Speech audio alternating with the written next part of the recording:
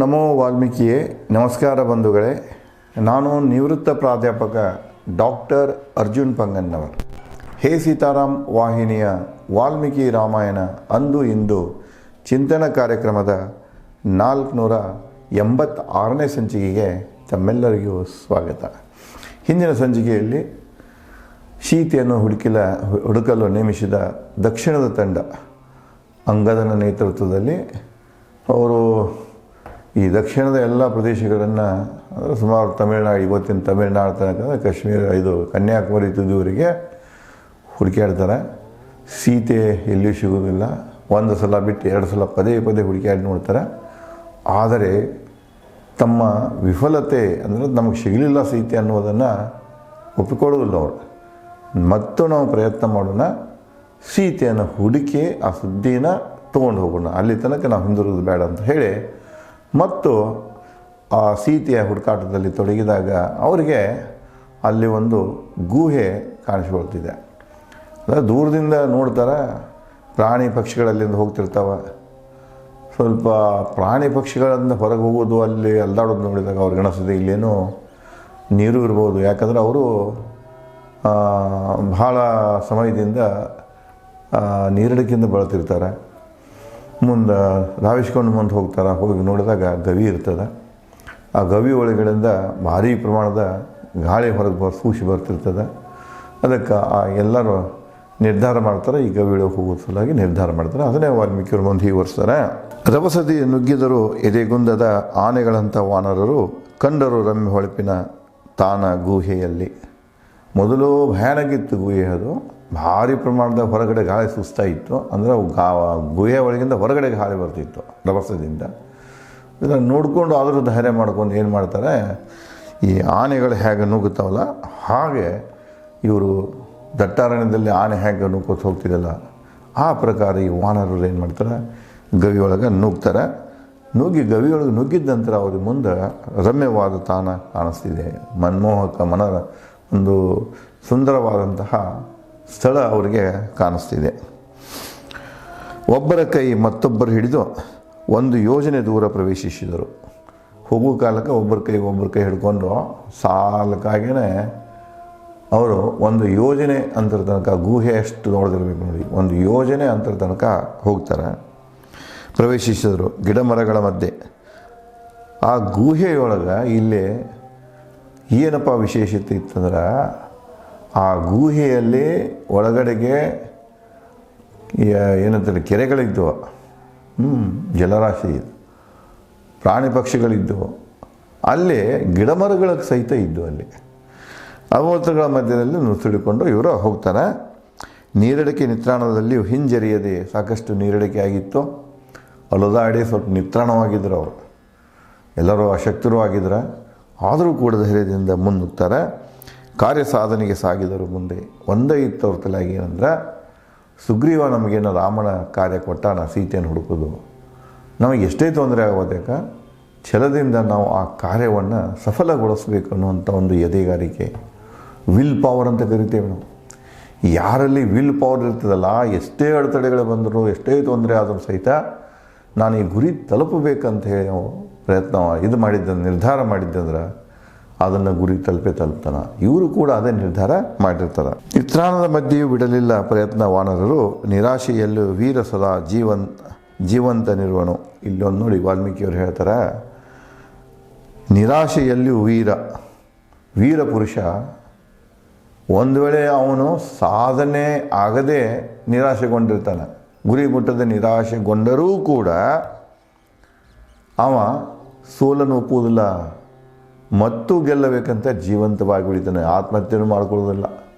ಬದುಕಿನಾಗ ನಾವೆಲ್ಲ ಸೋತು ಬಿಡು ಅಂದ್ಕೊಂಡು ಅಥವಾ ಏನೇ ಒಂದು ಘಟನೆಗಳು ಬಂದಾಗ ಎದುರಿಸೋದಕ್ಕೆ ಸಾಧ್ಯ ಇಲ್ಲ ಅಂದ್ಕೊಂಡು ಭಾಳ ಜನ ಆತ್ಮಹತ್ಯೆ ಮಾಡ್ಕೊಳ್ಬಾರ್ದು. ಯಾಕೆಂದರೆ ಮಾನವ ಜನ್ಮ ಪದೇ ಹುಟ್ಟಿ ಬರೋಕೆ ಹುಲ್ಲು ಅಲ್ಲ ಅಂತ ಹೇಳ್ತಾರೆ, ಹಿರಿಯರೆಲ್ಲ ಹೇಳ್ತಾರೆ. ಇದನ್ನು ಮಾನವ ಜನ್ಮನ ದುರ್ಲಭ, ಅದು ಸಿಗುವುದನ್ನು ದುರ್ಲಭ. ಅದು ಸರಿಯಾಗಿ ಉಪಯೋಗ ಮಾಡಬೇಕು. ಎಲ್ಲಿ ತನಕ ನಮ್ಮನ್ನು ಈ ನಿಸರ್ಗ ತೊಗೊಂಡು ಹೋಗ್ತಿದೆ ಅಲ್ಲಿ ತನಕ ನಾವು ಬದುಕಬೇಕು, ಏನೇ ಬಂದರೂ ಎದುರಿಸಬೇಕು. ಅದಕ್ಕೆ ಇಲ್ಲಿ ಹೇಳ್ತಾನೆ, ವೀರನಾದವನು ನಿರಾಶೆಗಳ ಮಧ್ಯೆಯೂ ವಿಫಲತೆಗಳ ಮಧ್ಯೆಯೂ ದೃಢವಾಗಿ ಜೀವಂತವಾಗಿ ಉಳಿತಾನೆ. ನೆರಳಹೀನ ಗಿಡಮರಗಳ ಕಂಡು ವಾನರರು ಅಲ್ಲಿ ಇದ್ದಂಥ ಗಿಡಮರಗಳಿಗೆ ಅಂದರೆ ಕತ್ತಲಿತ್ತರು ಗವಿ. ವಾನರರು ಯಜ್ಞ ಬೆಳಕಿನಂತೆ ಹೊಳೆಯುತ್ತಿದ್ದವು ಗಿಡಮರಗಳು. ಅಲ್ಲಿ ಗವಿ ಅಂತೂ ಪೂರ ಕತ್ತಲಿತ್ತದು. ಅದ್ರಾಗ ಈ ಯಜ್ಞ ಮಾಡೋ ಕಾಲಕ್ಕೆ ಉರಿಯುವುದು, ಯಜ್ಞದಲ್ಲಿ ಉರಿಯುವಂಥ ಬೆಳಕು ಹಾಕಿದೆಲ್ಲ ಅಲ್ಲೆಲ್ಲೇ ಗಿಡಮರಗಳು ಹೊಳಿತಿದ್ದು. ಒಂದು ಪ್ರಕಾರದ ಗಿಡಗಳ ಹೊಳಪ ಇವರಿಗೆ ಕಾಣಿಸ್ತಿತ್ತು. ಸಾಲ, ತಾಲ, ಧವ, ಚಂಪಕ, ಕರ್ಣಿಕ ಗಿಡಮರಗಳು ಸುತ್ತುವರೆದಿದ್ದವು. ಅವುಗಳನ್ನು ಹಕ್ಕಿಗಳು. ಹಲವು ಉದಾಹರಣೆಗಳು ಕೊಡ್ತಾನೆ. ಸಾಲ ಮರ, ತಾಲ ಮರ, ಧವ, ಚಂಪಕ ಈ ಗಿಡಗಳ ಇದ್ದು ಸಾಲಲ್ಲಿ ಆ ಗಿಡಮರಗಳಲ್ಲಿ ಸುತ್ತಮುತ್ತ ಹಕ್ಕಿ ಕೂಡ ಅದರ ಸುತ್ತಮುತ್ತ ಇದ್ದು ಅಲ್ಲಿ ಗೂಡುಗಳನ್ನು ಕಟ್ಟಿಕೊಂಡಿದ್ದೆವು. ಕಮಲ ಹೂಗಳ ಹೊಂಡ ಗೋಚರಿಸಿತು. ಅಷ್ಟಾಗ ಅಲ್ಲೊಂದು ಹೊಂಡ ಕಾಣಿಸ್ತು, ನೀರಿನ ಹೊಂಡ. ಅಲ್ಲೆಲ್ಲ ಕಮಲ ಹೂಗಳಿದ್ದವು. ಗೋಚರಿಸಿತು ವಾನರರಿಗೆ. ಗಟ್ಟಿಯಾಗಿ ಹಿಡಿದು ಗಿಡಮರಗಳಲ್ಲಿ ಕುಳಿತು ವಾನರರು ಗಿಡಮರಗಳಲ್ಲಿ ಕುಳಿತರು ಅವರು ಗಟ್ಟಿಯಾಗಿ. ಕಂಡವು ಆಮೆ ಸುವರ್ಣ ಮೀನುಗಳ ಹಿಂಡು. ಗಟ್ಟಿಯಾಗಿ ಗಿಡದ ಮ್ಯಾಗ ಕೂತ್ಕೊಂಡ ಕೆಳಗೆ ಹೊಂಡದ ನೋಡಿರು. ಆ ನೀರು ದೊಡ್ಡದೇನು ಜಲರಾಶಿ ಇತ್ತಲ್ಲ, ಅದನ್ನು ನೋಡಿದಾಗ ಬಹಳ ತಿಳಿಯಿತ್ತು ನೀರು. ಆ ನೀರಿನಾಗ ಏನಿದ್ದು ಅಂದ್ರೆ ಹೊನ್ನ ಬಣ್ಣದ ಆಮೆಗಳಿದ್ದು, ಮೀನುಗಳ ಹಿಂಡು ಕಂಡು. ಆದರೆ ಪ್ರಶಾಂತ ಜಲ ಕಮಲ ಹೊಂಡ, ಬಹಳ ಶುದ್ಧ ನೀರಿನಿಂದ ಅದು ಕೂಡಿದಂಥ ನೀರಿನ ಹೊಂಡ ಆಗಿತ್ತು. ಮತ್ತು ರತ್ನ ಲೇಪಿತ ಅಂತಪುರ ಬಹುಮೋಡಿಗಳು.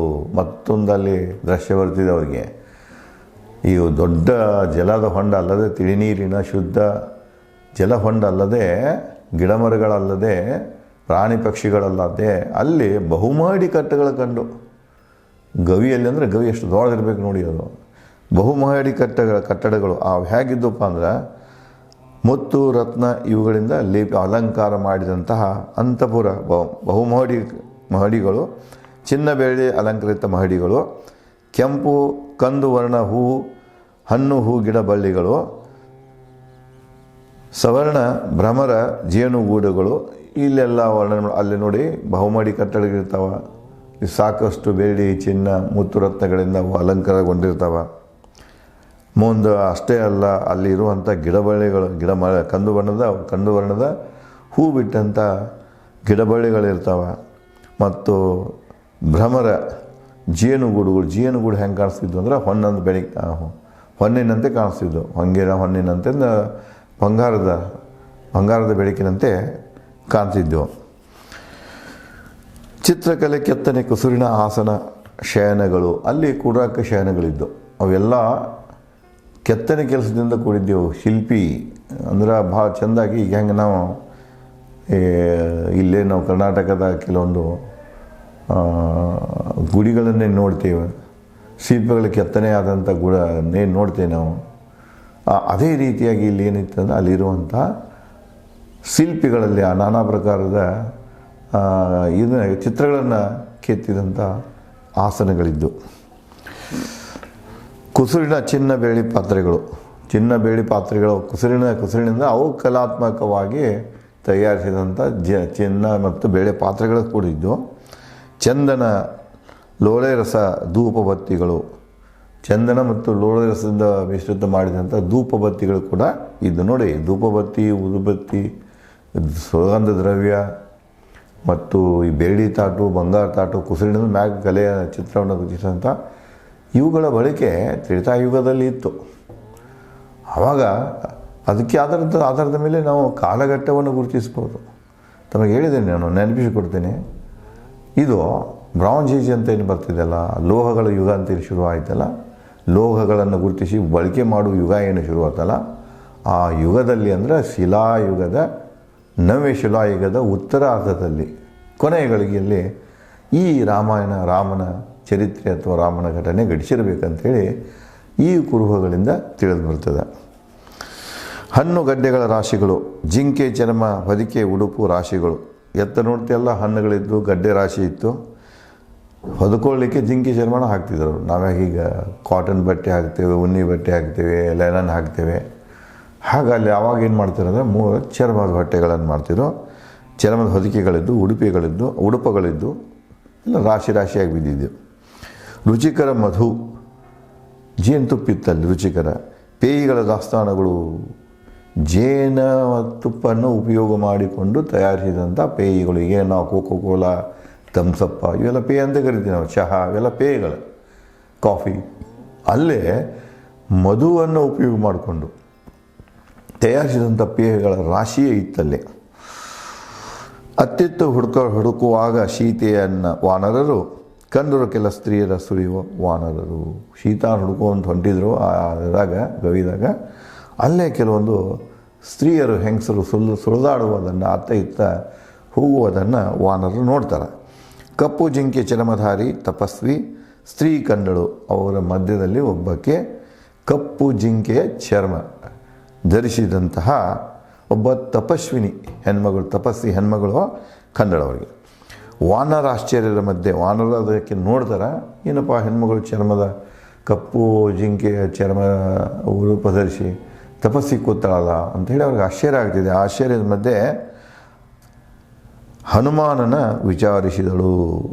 ಅವರು ಆಶ್ಚರ್ಯ ಪಟ್ಟುಕೊಂಡು ನೋಡ್ತಾ ಇದ್ದರು. ಆ ಮಧ್ಯದಲ್ಲಿನೇ ಆ ತಪಸ್ಸಿ ಕೂತಂಥ ಹೆಣ್ಮಗಳು ನೇರವಾಗಿ ಹನುಮಾನನನ್ನೇ ಪ್ರಶ್ನೆ ಮಾಡ್ತಾಳೆ, ವಿಚಾರಿಸಿದಳು. ಯಾರು ನೀ? ಹೀಗಿದೆನಾ ಹನುಮಾನ ಇವರು ಆಶ್ಚರ್ಯಪಡೋ ಇದ್ದಾದಾಗ ಹನುಮಾನನ ಧೈರ್ಯದಿಂದ ಆ ಹೆಣ್ಮಗಳನ್ನು ಪ್ರಶ್ನೆ ಮಾಡ್ತಾನೆ. ಹನುಮಾನ ಹೆಣ್ಮಗಳನ್ನು ಪ್ರಶ್ನೆ ಮಾಡ್ತಾನೆ. ಏನು ಮಾಡ್ತಾನಂದ್ರೆ, ಯಾರು ನೀ? ಯಾರದೀ ಗುಹೆ? ಕೈ ಮುಗಿದು ಹನುಮಾನಿಗೆ ಕೇಳಿದಳು. ಅದನ್ನು ಹನುಮಾನ್ ಹಂಗೆ ಕೇಳ್ತಾನೆ. ಅದಕ್ಕೆ ಹನುಮಾನನ ಕೈ ಮುಗಿದ ಕೇಳಿದಳು, ಯಾರು ನೀ? ಯಾರ ಗುಹೆ? ಯಾರು ಒಡವೆಗಳಿವು? ಅವಳು ಕೂಡ ಹನುಮಾನನಿಗೆ ಅದೇ ಮರುಪ್ರಶ್ನೆಯನ್ನು ಮಾಡ್ತಾಳೆ. ಕಪ್ಪು ಜಿಂಕೆ ಚರ್ಮದ ತಪಸ್ವಿ ಸ್ತ್ರೀಗೆ ಪುನಃ ನುಡಿದನು ಹನುಮ. ಮತ್ತು ಹನುಮ ಅವಳಿಗೆ ಹೇಳ್ತಾನೆ, ನೀರಡಿಕೆ ಹಸುವಿನಿಂದ ಕಗ್ಗತ್ತಲು ಗವಿ ಹೊಕ್ಕೆವು ನಾವು. ಅವಳು ಕೇಳ್ತಾಳೆ, ಅವಳು ಕೂಡ ಕೇಳ್ತಾಳೆ, ನೀ ಯಾರ? ನೀ ಇಲ್ಲಿ ಯಾಕೆ ಬಂದ್ರಿ? ಇದೇನಿದು ಅಂತ ಕೇಳಿದಾಗ ಹನುಮಾನ ಹಾಕಿ ಉತ್ತರ ಕೊಡ್ತಾನೆ, ನಮಗೆ ನೀರಡಿಕೆ ಆಗಿತ್ತು, ಹಸುವಾಗಿತ್ತು, ನಾವು ಈ ಕಗ್ಗತ್ತಲ ಗವಿಯನ್ನು ಹೊಕ್ಕೆವು ಅಂತ ಹನುಮಾನ ಅವಳ ಪ್ರಶ್ನೆಗಳಿಗೆ ಉತ್ತರ ಕೊಡ್ತಾನೆ. ಮುಂದೆ ಅವರಿಬ್ಬರು ಮಧ್ಯದಲ್ಲಿ ಮತ್ತೇನು ಸಂವಾದ ಆಗ್ತಿದೆ, ಏನು ಬೆಳವಣಿಗೆಗಳಾಗ್ತಾವೆ ಅನ್ನೋದನ್ನು ನಾನು ತಮಗೆ ಮುಂದಿನ ಸಂಚಿಕೆಯಲ್ಲಿ ಹಂಚಿಕೊಳ್ಳುತ್ತೇನೆ. ಧನ್ಯವಾದಗಳು.